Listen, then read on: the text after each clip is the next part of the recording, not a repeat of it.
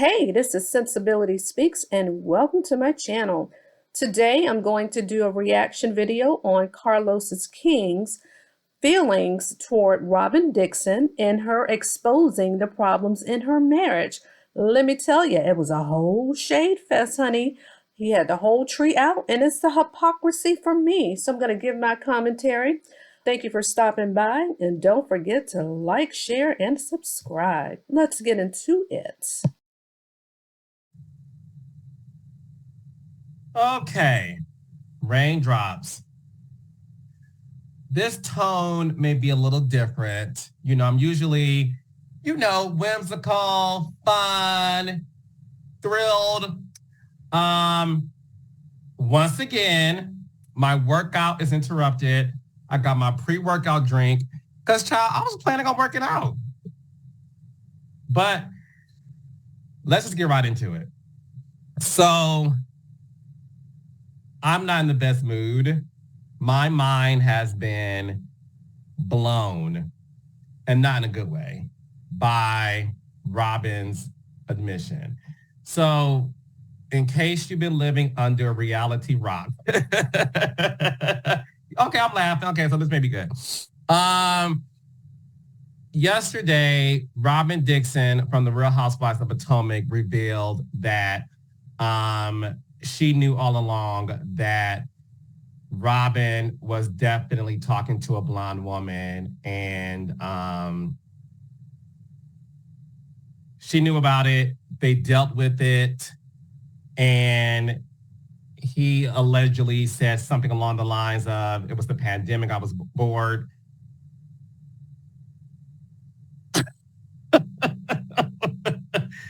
So when I say to y'all, 90% of housewives have open marriages, I said that last week and the week before that. That's what I'm talking about. I'm gonna keep it all the way real on this podcast today because I am pissed. So this is interesting. So Carlos is saying that 90% of the women in reality TV have open marriages. I wonder if that was shade for Candy and Todd. I wonder if they're included in that. Ooh, the shade of it all. But Carlos, were you secretly advocating for Melody and Martell to have an open marriage too? Since that's what you're used to, okay? Let's continue. I'm pissed because Robin admitting that she hid her story from the world on the show that pays you is a slap in the face to everyone involved, including the audience. And the fact that you have the audacity to go on your podcast to reveal this instead of the show that pays you. As a producer, I was so infuriated yesterday. So wait a minute, Carlos. It's the audacity for me. So you're infuriated that Robin withheld her information from the viewers, which was vital tea. And we as viewers, we should be able to hear the reality, right? But just like Candace Dillard said that Andy Cohen tells them, I guess as a clapback, you are on reality TV, so show your life, right? I think Candace tweeted that they reserve the right to be judicious, meaning that they can share and divulge what they want. But Carlos, let me get back to you. You let that daggone Slots 1.0, Marceau and Tisha skate for an entire 4 or 5 seasons, not spilling their tea. Okay, withholding information about a side chick or whether he had a baby, didn't have a baby, allegedly. You let them skate and hang on to Martell and Melody's coattails. Boy, bye. Boy, bye. And I love this show so much that I went down to Jackson, Mississippi for 7 hours. I didn't even stay overnight, but that's my commitment to the show. And my cast was so happy to see me and Angela, who's the VP of development and programming for the show. She and I met with the girls, had a great time, and told them, like, some of y'all ain't trying to bring your real life. What's tea? And we had a real conversation because that's how much I care about the show. I did the same thing for Love and Marriage Huntsville. I have the #1 show on the Oprah Winfrey Network. I created a franchise. I could easily sit on a freaking lounge in Cabo with a mocktail and say, I got a number one podcast, the number one show. I'm good. No, I took my Black self to Huntsville, also met with them for 7 hours because of my commitment to the show. Carlos, stop playing. You are committed to a coin. So, yes, you are committed to the show, and you may be committed to some of your cast, but not all of them. Stop playing now. And we have the number one show. But that goes to show you I'm still committed. So the fact that Robin Dixon had I was so disturbed by the revelation because it was filled with like nonchalantness and laughter. And I want to say this. I met Robin in Miami when the girls were in Miami, and I happened to be there. Don't ask me why. Don't be that nosy. So I like Robin. Y'all know I love Giselle. And Sharice was there. Me, Sharice, Giselle, and Robin, we were in their room.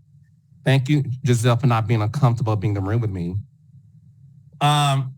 We were in the room for an hour, kikiing, laughing, joking, and talking about the show. And you know, listen, they're fans of me. I'm fans of them. It was a great kiki. We literally sat there for an hour kikiing. I met Karen. Me and Karen fanned out for each other. I love the girls. And my anger has to do with the fact that I don't know what is going on right now when it comes to Potomac. And I said this a month ago, this season is the second worst season of the entire franchise. Season 1 was awful. It is what it is. Because those women, they played in our faces, acting like they're, this etiquette, whatever. It was BS. But after that, they got over that hump, and the show has been great. I've always said there was something off about this season, and now I know what it is. None of y'all are living your real lives. Your admission, Robin, has proven the fact that Potomac is nothing but a show about women exposing each other and throwing each other under the bus. It's not about real friendships, real relationships, or your real life. Carlos King, if you don't stop playing in our faces, it's the hypocrisy for me. You let Destiny play in the viewers' faces for what, 2 or 3 seasons, and we still don't know why LeBaric, the chicken man, left her. Okay? With his West Point educated self. We still don't know why that man left. We have not a clue. But we do know how she feels about Melody as she stick her bug eyes and her nose all up into their business, and we still don't know nothing about her. And you talking about real relationships or the lack thereof that Potomac has, child, let me tell it, I don't think we have authentic relationships on Love and Marriage Huntsville. Well, they used to be relationships as more or less a bunch of snakes in a pit circling their prey. Child, please. It's not about that anymore. I feel like the only persons who really want to give their real lives and really are looking for a connection with the cast is Candace, Wendy, child, even Mia. I feel like Mia's like, I want to give my real life, but I guess this is how reality works. We fake it. We don't. So when Mia lies, hey, Mia, you know I love you, but you be lying. Okay? Not Michael B. Jordan, honey. Mia be lying, child. And I love you, Mia. I'm a mama Mia. But you be lying. But now I get it because you walked into a situation thinking like, okay, the first time we met Mia, she was like, yo, I got all this stuff done to my body, my JJ. This is what I do. She came in like, I'm being myself. And all of a sudden, we started to see these holes in Mia's story. And now I realize it's because Mia saw these other girls coast scene after scene, not talking about what's really going on. And I feel like Mia was like, well, shoot, why would I expose my life if this is what we do? It's very disappointing to learn that we spent this entire half-assed season with these made-up storylines about Chris Bassett. And yes, I'm going to say made up. I'm going to say that because I allegedly was told that a few of the housewives had a meeting before filming about what the storyline was going to be, and that this Chris Bassett stuff was part of that conversation. That's what I was told. Allegedly, that's what happened. Based on Robin's admission, I now believe it. So, Carlos, you said that Mia came on the scene fresh, being transparent, authentic, ready to divulge and tell it all, right? But she said, no, why should I tell all my business? Giselle don't tell nothing about herself. All she does is stir the pot. So let's stop right there. You let Letitia and Marcel not tell their business. They were going to leave the show if they had to delve too deep into their situation. So they got to coast by what the entire Love and Marriage Huntsville series, right? All 4 or 5 seasons. Just talking about, oh, well, Martell did this. Oh, Melody did this. Ah, ha, ha, ha. I ain't learned nothing about the first 5 years of their marriage as to why they had issues and why y'all almost had a divorce. We don't know jack crap. And don't get me started with Maurice. Don't get me started with him, with his old jughead ass. And we don't know nothing about Vanilla. We don't know nothing about Vanilla Boy. Except, oh, Marty Mar's a good guy. He's my man. He's my boy. We just know that he got his JD, his law degree. We ain't see him try not nary case. We ain't see him preparing no depositions. We ain't seen ish. Okay? We just halfway saw him talking about that credit repair business of his. My thing is, you got that damn law degree. Let's put it to use. We want to see what you're doing with it. Okay?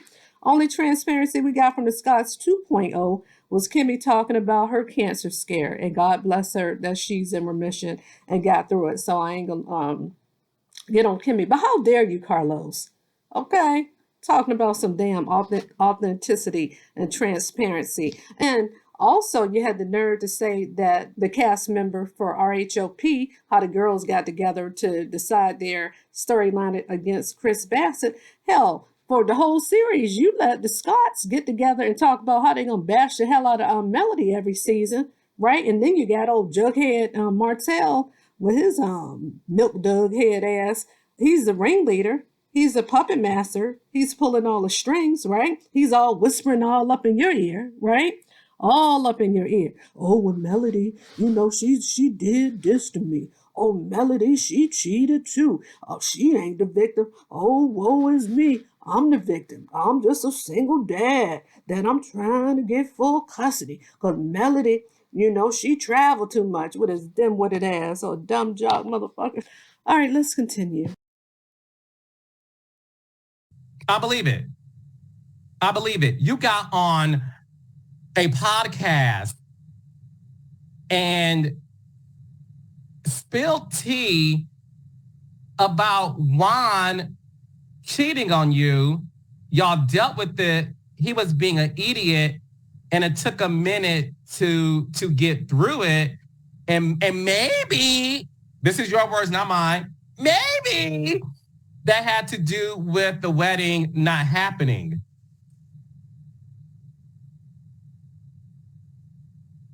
What you talking about, Willis? So you mean to tell me you spent months filming a reality show where you were exposing everyone's alleged reality instead of spilling your own tea? And Giselle, you're next. You know I love you. You're the EP of the show. Do I think you should expose Robin? No, I don't think that's not real, right? But I'm gonna tell you something that I was told early in my career by a Bravo executive who no longer is there. He said to me early in my career, when I became the showrunner for Atlanta Housewives, he said, with great power comes great responsibility. You have a powerful position as the first Black man to executive produce a Real Housewives franchise. This is a powerful position but it comes with a lot of responsibility. And I took that seriously.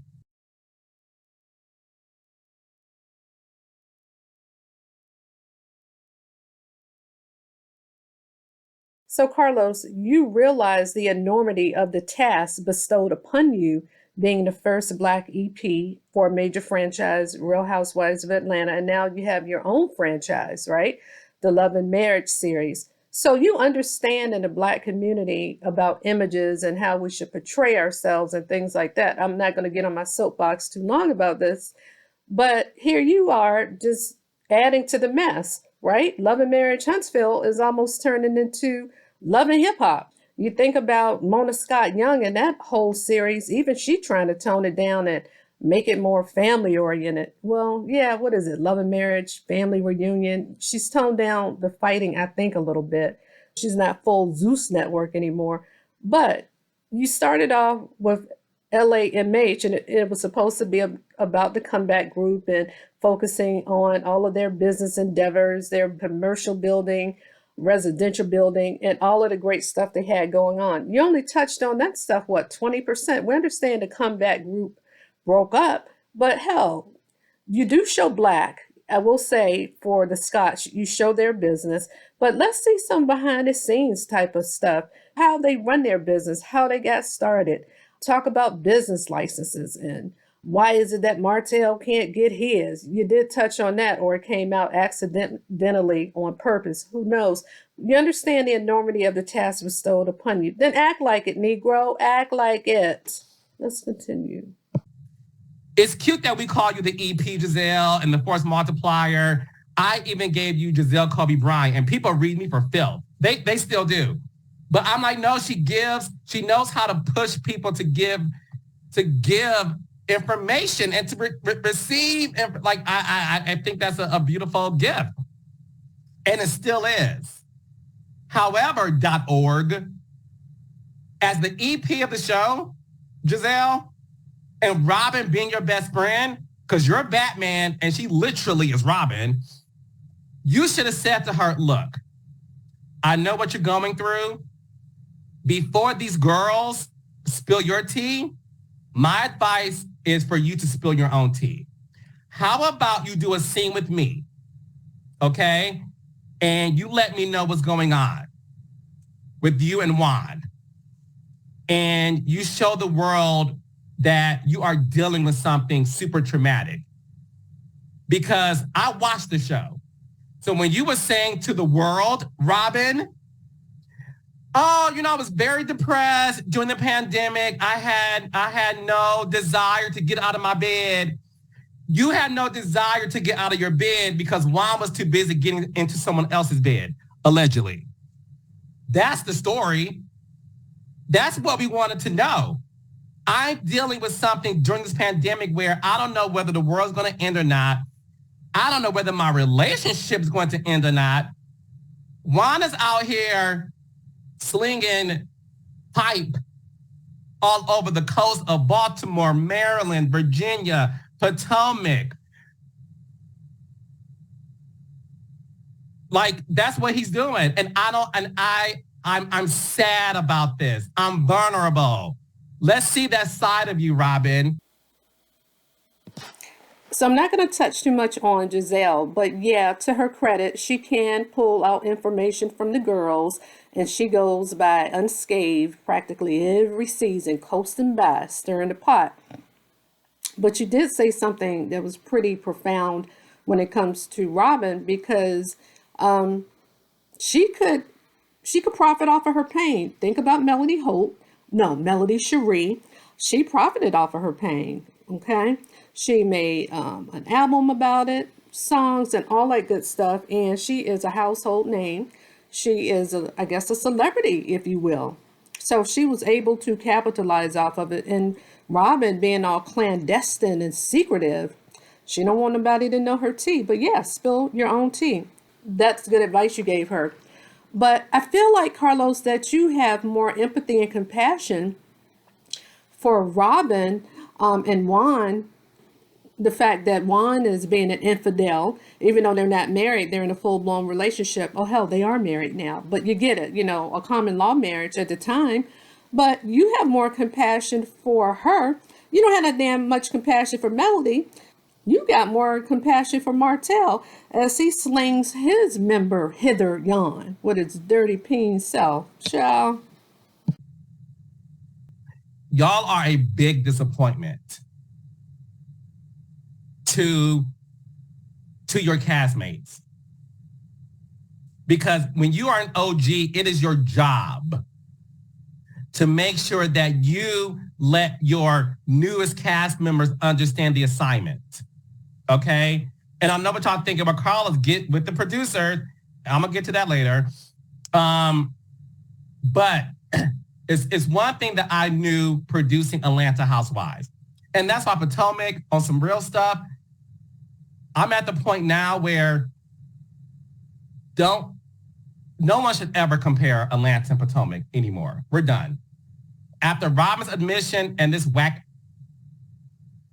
child, YouTube finds you when you cuss. I'm trying not to cuss. But on my audio podcast, y'all would get the explicit version. It's an insult to ever compare Potomac to Atlanta. Now, look, Atlanta latest seasons haven't been great. I've been honest about it. I'm very honest. I'm honest about Beverly Hills. I said Beverly Hills last season was off. Y'all know I'm very honest when it comes to Atlanta. And I'm going to be real when it comes to Potomac. Potomac, your season sucks. It's not great. And now I know why. Y'all are literally grasping at straws. Let's expose this person. Let's instead of giving us something real. You pissed in the face of everybody who truly works hard to give a great show, because you sat up there and then said, I ain't gonna spill all my tea. Go on Patreon and subscribe. You